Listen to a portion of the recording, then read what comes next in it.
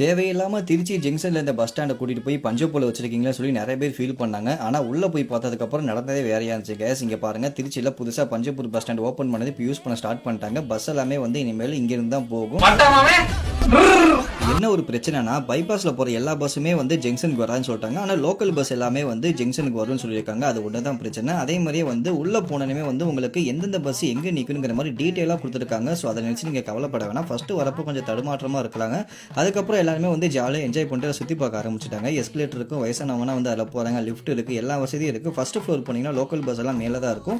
கீழே வந்து எல்லாமே லாங்கில் போகிற பஸ் எல்லாமே கீழே தான் கேஸ் இருக்குது. உங்களோட லக்கேஜ்னா அது நீங்கள் டெம்பரரியாக வைக்கணும் அப்படின்னா அதுக்குமே இங்கே வந்து ஆப்ஷன் கொடுத்துருக்காங்க. சாப்பிடாம வந்துட்டீங்கன்னு கவலைப்பட வேணாம். உள்ள அஸ்வின் இருக்கு, கேஎம்எஸ் இருக்கு. பஸ் ஸ்டாண்ட் ஃபுல்லாக centralised AC, waiting hall, facilities நிறைய இருக்கும். வரவங்க எல்லாமே ஜாலியாக என்ஜாய் பண்ணிட்டு தான் பஸ் ஏறி போன மாதிரி இருந்துச்சு. யாருமே வந்து ஃபீல் பண்ண மாதிரி தெரியல. ஸோ உங்களுக்கு எத்தனை பேருக்கு பஞ்சப்பூர் பஸ் ஸ்டாண்ட் பிடிச்சிருக்கு, இல்லாட்டி பழைய ஜங்ஷன் தான் பிடிச்சிருக்காங்க, அதையும் மறக்காம கமெண்ட்ஸை சொல்லுங்க.